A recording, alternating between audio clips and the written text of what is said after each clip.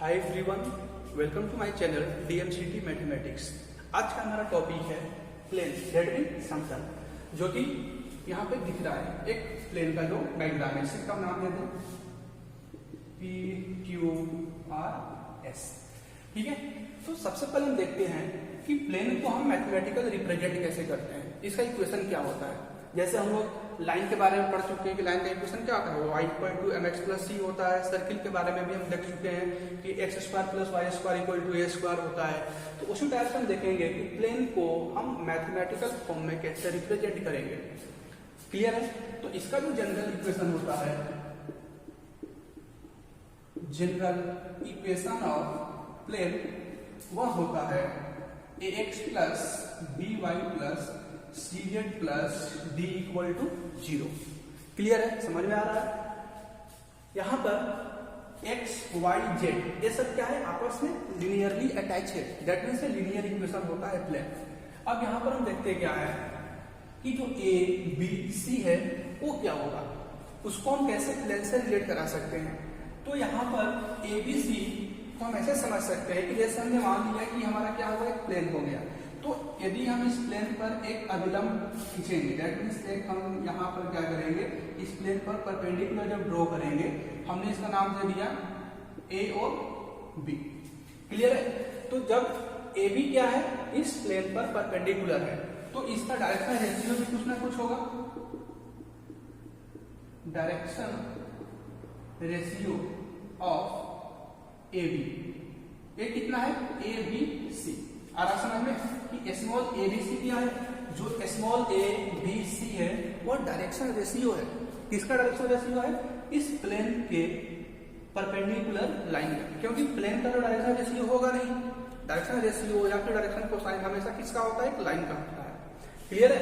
तो यहाँ पर हम क्या किए, एक परपेंडिकुलर ड्रॉ कर लेंगे, उसका जो भी डायरेक्शन रेशियो होगा वो हम यहाँ पर यूज करेंगे। यहाँ पर हम लिख सकते हैं where small a, b, c are direction ratio of line perpendicular to the plane। ठीक है, अब आप ये बोल सकते हैं कि हम यहाँ पर डायरेक्शन रेशियो सिर्फ एक ही क्यों ले सकते हैं, यहाँ पर हम अगला भी तो ले सकते हैं डायरेक्शन रेशियो दूसरे लाइन का। तो उसको समझने के लिए मैं समझते हैं कि जैसे हमारा ब्लैक बोर्ड जो है एक क्या हुआ, एक प्लेन हो गया। क्लियर है? तो अब यदि इस ब्लैक बोर्ड पर हमारा जो एक लाइन है, सपोज हम इसको मान लिया, ये क्या हुआ, ए बी लाइन हुआ। एक क्या है, ए बी लाइन है, जो कि इस प्लेन पर क्या है, परपेंडिकुलर है। आप देखिए जो एंगल बना रहा है 90 डिग्री का बना रहा है। तो यदि इस प्लेन का कोई इक्वेशन लिखना होगा ब्लैक बोर्ड का, तो हमें इस पर परपेंडिकुलर लाइन, दैट मींस इसका डायरेक्शन रेशियो पता होना चाहिए। तो इसी का जो डायरेक्शन रेशियो है वह क्या है, स्मॉल ए, स्मॉल बी और स्मॉल सी है। तो हमने सपोज इस पॉइंट से क्या किया, इस पर अभिलंब ड्रॉ कर दिया ब्लैक बोर्ड पर। आ रहा समझ में? जैसे मान के चलिए हमारा क्या हुआ, इस प्लेन पर हमारा परपेंडिकुलर है। तो यदि परपेंडिकुलर हम यहाँ पर ड्रॉ ना करके हम सपोज यहाँ पर ड्रॉ करते या फिर यहाँ पर ड्रॉ करते, तो अभी भी सबका जो डायरेक्शन होगा सर एक ही साइड के डिनोट करेगा। या तो आप यहाँ पर परपेंडिकुलर ड्रॉ करिए या तो फिर आप यहाँ पर करिए। ठीक है, तो सब क्या है, एक ही डायरेक्शन को यहाँ पर इंडिकेट कर रहा है। इसलिए जितना भी इस पर परपेंडिकुलर लाइन होगा, सबका डायरेक्शन रेशियो और डायरेक्शन कोसाइन क्या होने वाला, सेम होने वाला है। तो हम ये भी बोल सकते हैं किसी पार्टिकुलर प्लेन का डायरेक्शन रेशियो या फिर डायरेक्शन कोसाइन क्या होता है, एक ही होता है, वो अलग अलग वेरी नहीं करेगा। ठीक है ना? तो यहाँ से हमें एक कॉन्सेप्ट मिला कि जब भी हमको इक्वेशन लिखना होगा प्लेन का, तो हमें क्या पता होना चाहिए, उस प्लेन के परपेंडिकुलर लाइन का डायरेक्शन रेशियो कितना है। क्लियर हुआ इतना? चलिए आप इसको नोट डाउन करिए, फिर देखते हैं आगे। अब हम देखते हैं बिंदु x1, y1, z1 से जाने वाले समतल का समीकरण। ठीक है ना? यानी कि हमको क्या फाइंड आउट करना है, equation of plane passing through point x1, y1, z1। ठीक है, देखिए इससे पहले क्या था, सिर्फ डायरेक्शन रेशियो दिया हुआ था और हम उसका जनरल इक्वेशन लिखे थे। दैट मीन्स वो किस फॉर्मेट में इक्वेशन हो रहा है।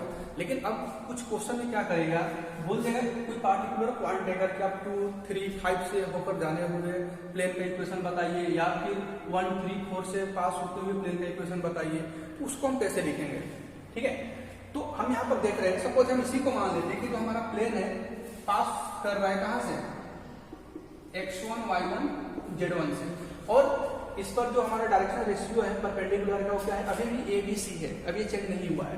तो इसका जो इक्वेशन हो जाएगा, इक्वेशन ऑफ प्लेन, समतल का समीकरण बराबर A x minus x1 plus B y minus y1 plus C z minus z1 equal to, इसको हम क्या कर लेंगे, 0 कर लेंगे। आया समझ में? ये हुआ हमारा समीकरण, किसका, प्लेन का समीकरण हुआ, जो पॉइंट x1, y1, z1 से होकर गुजर रहा है। कितना समझ में आया? अब नेक्स्ट में क्या हो जाएगा, अब एक पॉइंट के बदले 2 पॉइंट या फिर 3 पॉइंट भी मिल सकता है, और उसका हमको इक्वेशन निकालने के लिए बोला जाएगा। तो आप सबसे पहले इसको नोट डाउन करिए, फिर आगे चलते हैं। पॉइंट है हमारा equation of plane through 3 points, that means 3 बिंदुओं से जाने वाले समतल का समीकरण हमको बताना है, वो क्या होगा। तो जैसे हमने मान लिया कि जो हमारा प्लेन है point A, that means x1, y1, z1, b x2, y2, z2 and c x3, y3, z3 से ऊपर क्या हो रहा है, पास हो रहा है। ठीक है ना, तो हमको लिखना है प्लेन का इक्वेशन जो इस तीनों पॉइंट से होते हुए क्या हो, गुजर रहा हो। तो यहाँ पर इसका हम जो इक्वेशन है डायरेक्ट कैसे लिखेंगे, जो हमारा इक्वेशन होगा, equation of plane through 3 points, एक क्या हो जाएगा, ये हो जाएगा, इसको हम लिखेंगे डिटरमिनेंट। हमारा इक्वेशन है वो हो जाएगा x माइनस x1 डिटरमिनेंट में, x2 माइनस x1 और x3 माइनस x1। क्लियर है? उसी टाइप से यहां से बोल देंगे y minus y1, y2 minus y1 और y3 माइनस y1। और सेम यहां से हो जाएगा z minus z1, z2 minus z1, z3 minus हो जाएगा z1 इक्वल टू 0। क्लियर है? यहाँ पर x1, y1, z1 क्या है, पॉइंट 1 हुआ हमारा point A, x2, y2, z2 क्या हो जाएगा, point B, x3, y3, z3 क्या हुआ, पॉइंट सी। तो हम लोग इस फॉर्मेट में किसी भी प्लेन का इक्वेशन लिख सकते हैं जब 3 पॉइंट गिवन रहेगा। एक पॉइंट का भी हम देख चुके हैं स्टार्टिंग में, a x minus x1, b y minus y1, c z minus z1 equal to 0 था। अब एक क्या हुआ, 3 पॉइंट से पास होते हुए प्लेन का इक्वेशन। तो इसको नोट डाउन करिए, फिर आगे देखते हैं। चलिए अब हम आगे देखते हैं कि equation of plane in intercept form, ये हमारा मेन टॉपिक है। Equation of plane in intercept form, ठीक है। दैट मीन्स यहां पर क्या बोला जा रहा है, जैसे हमने क्या बना लिया, एक कोऑर्डिनेट एक्सिस ले लिया यहां से, ये हुआ हमारा एक्स एक्सिस, इसको हम बोल रहे हैं वाई, और ये होगा जेड एक्सिस। क्लियर है?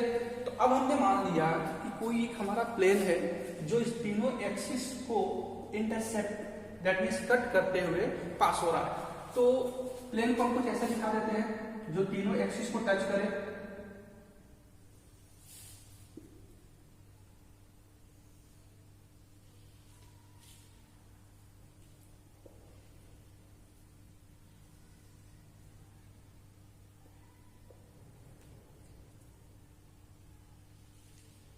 ठीक है, ये हुआ हमारा प्लेन। तो इसको हम इस फॉर्मेट में कर देते हैं ताकि इसमें कंफ्यूजन ना हो एक्सिस में और इस प्लेन में। ठीक है, अब हम देख के आ रहे हैं यहां से कि जो प्लेन है हमारा एक्स एक्सिस को टच कर रहा है, वाई एक्सिस को टच कर रहा है और जेड एक्सिस को भी टच कर रहा है। दैट मीन्स टिका हुआ है तीनों एक्सिस पर।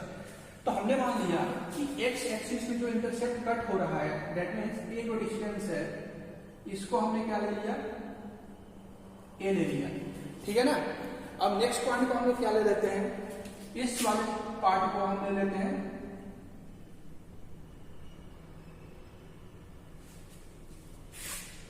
इसमें देखते हैं कि जो इंटरसेप्ट कट हो रहा है, तो हम मान लिए कि एक्स एक्सिस में जो इंटरसेप्ट कट हो रहा है वो कैपिटल ए हो रहा है, ठीक है ना। वाई एक्सिस पर जो इंटरसेप्ट कट हो रहा है, दैट मींस जो ए वाला डिस्टेंस है, ये हमारा ओ से ये जो डिस्टेंस है, ये सपोज दिया हुआ है कितना, ए दिया हुआ है बी। अब जेड एक्सिस का जो इंटरसेप्ट कट हो रहा है, दैट मींस ये जो डिस्टेंस है ये दिया हुआ है सी, ठीक है ना। कि एक्स एक्सिस पर ए दूरी पर प्लेन कट कर रहा है एक्सिस को, वाई एक्सिस पर बी डिस्टेंस पर और जेड एक्सिस में सी डिस्टेंस पर कट कर रहा है। इतना समझ में आया। अब हम क्या करेंगे, तीनों पॉइंट का कोऑर्डिनेट लिखेंगे। जैसे हमने मान लिया कि एक्स एक्सिस को पॉइंट ए पर कट कर रहा है, इसको पॉइंट क्यू पर और इसको पॉइंट आर पर कट कर रहा है। तो यदि हमें इस पॉइंट P का एक्सिस लिखना हुआ तो कैसे लिखेंगे हम, हमको पता है कि एक्स एक्सिस पर सिर्फ एक्स कोऑर्डिनेट ही होगा, बाकी जो वाई और जेड कोऑर्डिनेट है वो क्या होता है, जीरो होता है। तब ए कोऑर्डिनेट होगा क्या, ए जो डिस्टेंस हमारा ए दिख रहा है, दैट मींस ए जो हो जाएगा कैपिटल ए 0 0। समझ में आ रहा है इतना। चलिए अब हम इस पॉइंट Q को लेते हैं। तो इस पॉइंट को कैसे लिखेंगे, Q को, Q है क्या, Q जो हमारा पॉइंट है वो y एक्सिस पर है। जब y एक्सिस पर है तो इसका x कोऑर्डिनेट 0 हो जाएगा और z कोऑर्डिनेट 0 हो जाएगा। तो फिर बचेगा क्या, y कोऑर्डिनेट। तो y कोऑर्डिनेट कितना होगा, जितना a x इंटरसेप्ट कट हो रहा है। तो ये कितना कट हो रहा है, ये हो रहा है कैपिटल E। तो Q जो पॉइंट है वो कितना हो गया, 0 B 0।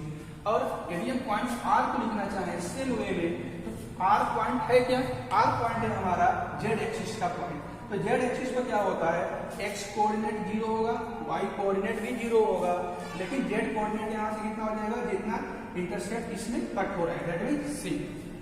क्लियर है इतना। तो अब हम क्या करेंगे, इस तीनों पॉइंट से इक्वेशन को लिखते हैं।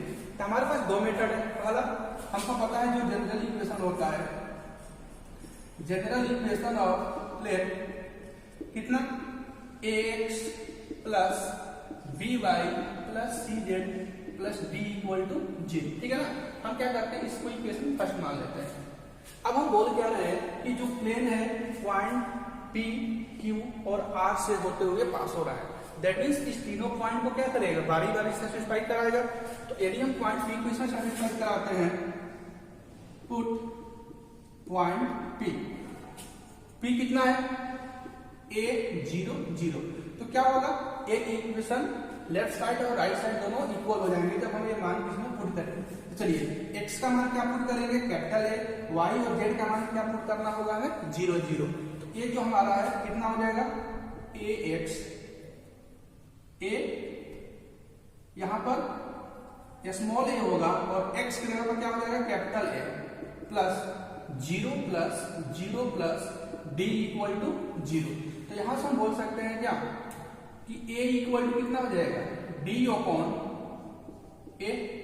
इक्वेशन इसको हम ले लेते हैं सेकंड। आ रहा समझ में, सॉरी यहाँ पर माइनस डी हो जाएगा क्योंकि d जब उस साइड जाएगा। चलिए अब हम क्या करेंगे, पॉइंट Q को पुट करते हैं इसमें। और Q पॉइंट कितना दिया हुआ है, दिख रहा है इधर यहाँ पर, तो Q पॉइंट हमारा 0 B 0। तो ए इक्वेशन पॉइंट Q को भी सेटिस्फाइड करेगा। चलिए चेक करते हैं हम। तो यहाँ पर अब क्या करेंगे, x के लिए मान 0 पुट करेंगे, z का भी मान 0 पुट करेंगे, लेकिन y का मान क्या पुट करेंगे, b। चलिए इसे पुट करते हैं, ये तो हो जाएगा 0 प्लस y का मान हमको कैपिटल B पुट करना है यहाँ से, b into capital B plus 0 plus d equal to हो जाएगा 0। तो यहाँ से हम क्या बोल सकते हैं, b इक्वल टू कितना हो जाएगा, minus d upon capital B। ये हो गया हमारा इक्वेशन 3। क्लियर है, यहाँ तक समझ में आ रहा है। अब हम इसको रफ कर दे रहे हैं। अब हम सेम वे में क्या करेंगे, पॉइंट R को भी पुट करेंगे मेन इक्वेशन में।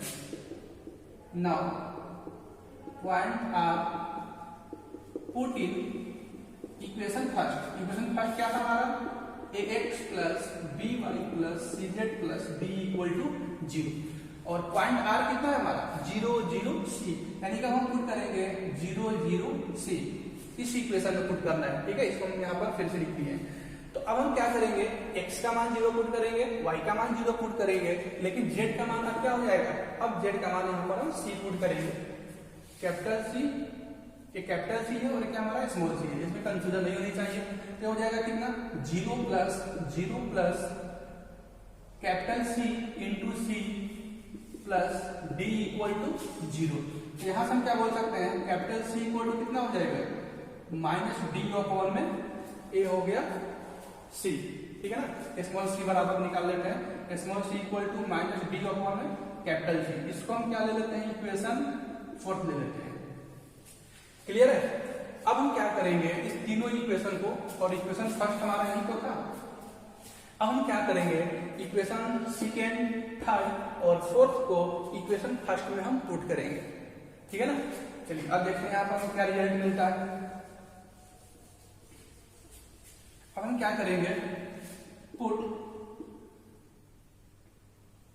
Equation second, third and fourth in equation first. First में हम क्या करेंगे, पुट करेंगे।